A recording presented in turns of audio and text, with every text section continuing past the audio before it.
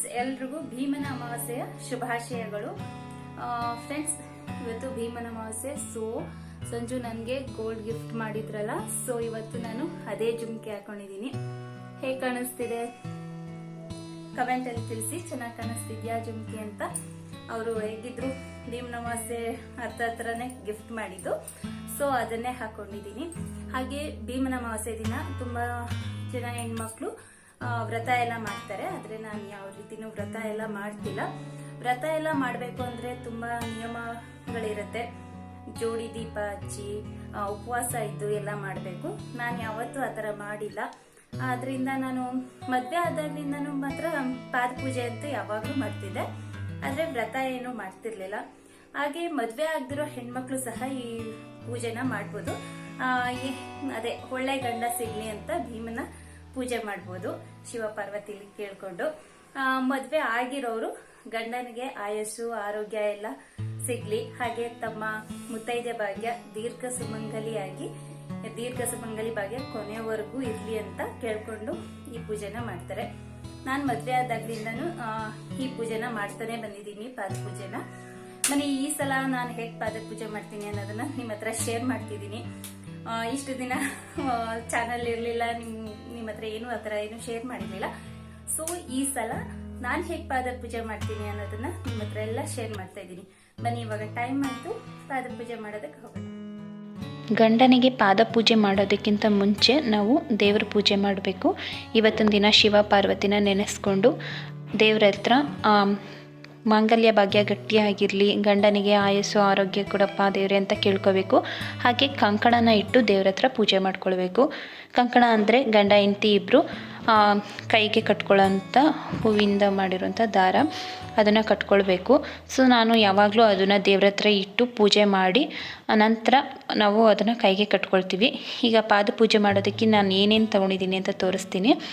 ಪಾದ ತೊಳೆಯೋದಕ್ಕೆ ನಾನು ನೀರು ತೊಗೊಂಡಿದ್ದೀನಿ, ಹಾಗೆ ಅರಿಶಿಣ ಕುಂಕುಮ, ಸ್ವಲ್ಪ ಹೂವು ತೊಗೊಂಡಿದ್ದೀನಿ ಪಾದ ಪೂಜೆಗೆ.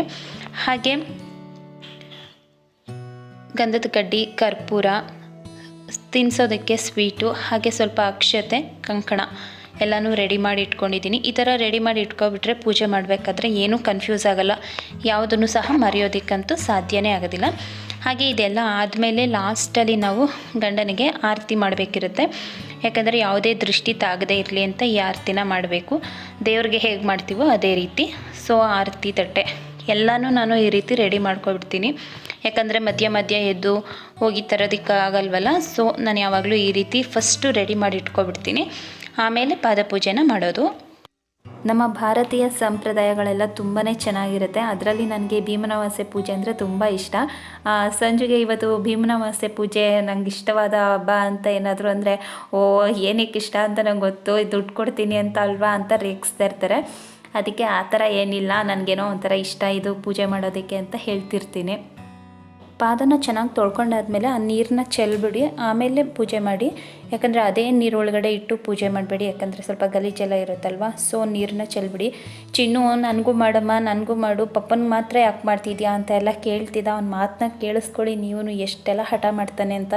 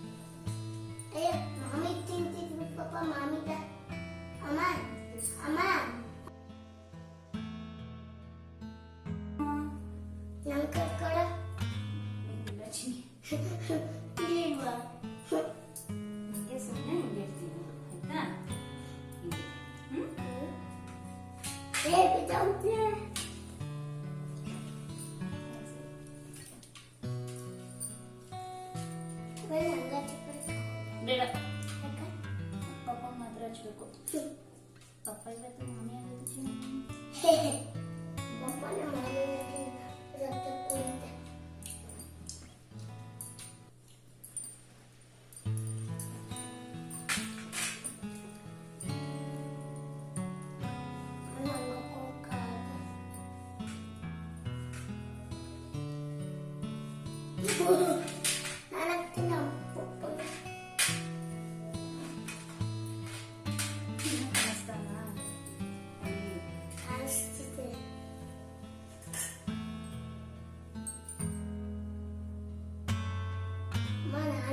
ಕಾಲ್ ಪೂಜೆನ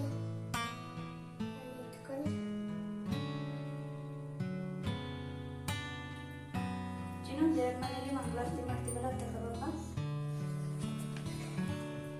ಯಾವ್ದು ಮಂಗಳಾರತಿ ಮಾಡ್ತೀವಲ್ಲ ಗಂಟೆ ಹೊಡಿತ್ಯಾ ಗಂಟೆ ಅಲ್ಲ ಮಂಗಳಾರತಿ. ಇದ ಮಂಗಳಾರತಿ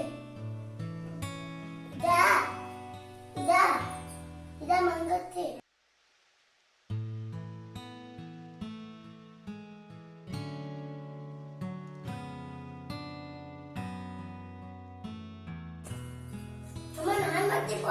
ನೀನ್ ಮಾಡಂಗಿಲ್ಲ, ಸುಮ್ಮನಿರು.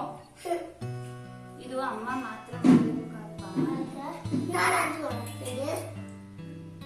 ಈಗ ಮಾಡಂಗಿಲ್ಲ ಚಿನ್ನು. ನಾನು ಅದು ಮಾಡ್ತೀನಮ್ಮ.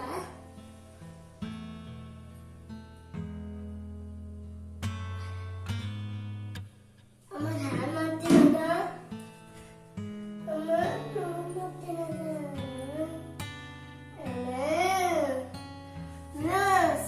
ಅಮ್ಮ ನಾನು ಮಾಡ್ತೀನಿ.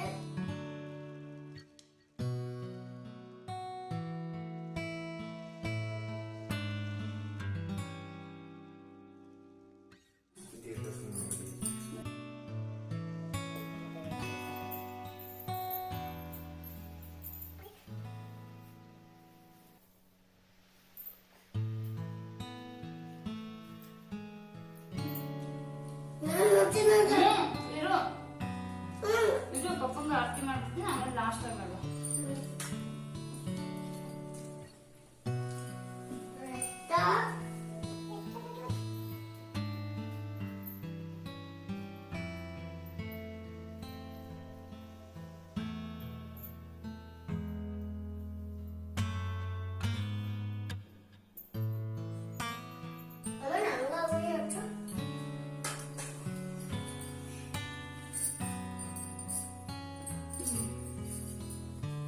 What next?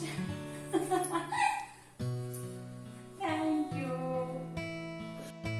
ನೋಡಿದ್ರಲ್ವಾ ಚಿನ್ನು ಎಷ್ಟೊಂದು ಹಠ ಮಾಡ್ತಿದ್ದ ಅಂತ. ನಾನು ಮಾಡ್ತೀನಿ ಅಂತ ಅದಕ್ಕೆ ಜಸ್ಟ್ ನಮಸ್ಕಾರ ಮಾಡ್ಕೊಪ್ಪ, ನೀನು ಅದರೆಲ್ಲ ಮಾಡಬಾರ್ದು ಅಂತ ಹೇಳಿದೆ. ಅದಕ್ಕೆ ಹೋಗಿ ನಮಸ್ಕಾರ ಮಾಡ್ಕೊಳ್ತಿದ್ದಾನೆ.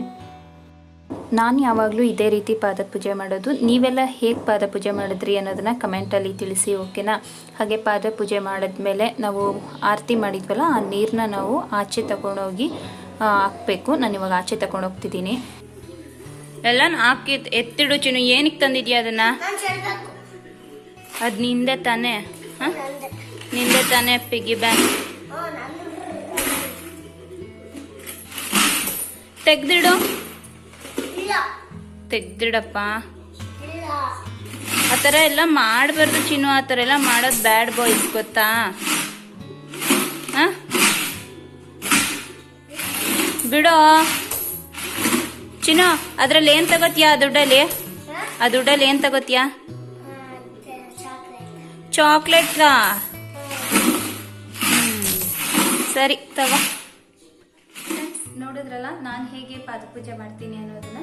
ಹಾಗೆ ಈ ವಿಡಿಯೋ ನಿಮ್ಗೆ ಇಷ್ಟ ಆಗಿದ್ರೆ ಪ್ಲೀಸ್ ಲೈಕ್ ಮಾಡಿ, ನಿಮ್ಮ ಫ್ರೆಂಡ್ಸ್ ಆ್ಯಂಡ್ ಫ್ಯಾಮಿಲಿ ಜೊತೆ ಶೇರ್ ಮಾಡಿ. ಹಾಗೆ ನನ್ನ ಚಾನಲ್ನ ಇನ್ನೂ ಸಬ್ಸ್ಕ್ರೈಬ್ ಮಾಡ್ಕೊಂಡಿಲ್ಲ ಅಂದರೆ ಪ್ಲೀಸ್ ಸಬ್ಸ್ಕ್ರೈಬ್ ಮಾಡ್ಕೊಂಡು ನೋಡಿ, ಓಕೆನಾ? ಹಾಗೆ ಇವತ್ತು ಪಾದ ಪೂಜೆ ಮಾಡಿದ್ದಕ್ಕೆ ಸಂಜು ನನಗೆ ಇವತ್ತು 500 ರೂಪೀಸ್ ಕೊಟ್ಟಿದ್ದಾರೆ. ಜುಮ್ಕಾನು ತಗೊಂಡಿದ್ರು. ಆದರೂ ಇವತ್ತು ಪಾದ ಪೂಜೆ ಮಾಡಿದ್ನಲ್ಲ, ಸೊ 500 ರೂಪೀಸ್ ಕೊಟ್ಟಿದ್ದಾರೆ. ಈ ಥರ ಕೊಟ್ಟಿದ್ನೆಲ್ಲ ನಾನು ನನ್ನ ಪಿಗ್ಗಿ ಬ್ಯಾಂಕ್ ಅಂತ ಏನು ಮಾಡ್ಕೊಂಡಿದ್ದೀನಿ ಅದರಲ್ಲಿ ನಾನು ಸೇವ್ ಮಾಡ್ಕೊಳ್ತೀನಿ. ತುಂಬ ಜಾಸ್ತಿ ಆದಮೇಲೆ ಏನಾದರೂ ನೆನಪಿಗೆ ತಗೊಳ್ಳೋಣ ಅಂತ ನೆನಪಿಗೆ ಏನಾದರೂ ತಗೊಳ್ತೀನಿ. ಅದಕ್ಕೆ ಈ ಥರ ಕೊಟ್ಟಿದ್ನೆಲ್ಲ ನಾನು ಕಲೆಕ್ಟ್ ಮಾಡಿ ಹಾಗೆ ಇಟ್ಕೊಂಡಿರ್ತೀನಿ. ಓಕೆ ಫ್ರೆಂಡ್ಸ್, ಈ ವ್ಲಾಗ್ ನಿಮಗೆ ಇಷ್ಟ ಆಗಿದ್ರೆ ಮರೀದೆ ಲೈಕ್ ಮಾಡಿ, ಓಕೆನಾ? ಪ್ಲೀಸ್ ಲೈಕ್ ಮಾಡಿ. ಹಾಗೆ ಪ್ಲೀಸ್ ಸಬ್ಸ್ಕ್ರೈಬ್ ಮಾಡ್ಕೊಂಡಿಲ್ಲ ಅಂದರೆ ಸಬ್ಸ್ಕ್ರೈಬ್ ಮಾಡ್ಕೊಂಡು ನೋಡಿ. ಈ ವ್ಲಾಗ್ನ ನಾನು ಇಲ್ಲಿಗೆ ಎಂಡ್ ಮಾಡ್ತಾ ಇದ್ದೀನಿ. ಸಿಗೋಣ ಮುಂದಿನ ವಿಡಿಯೋದಲ್ಲಿ. Until then take care, bye. Thank you for watching.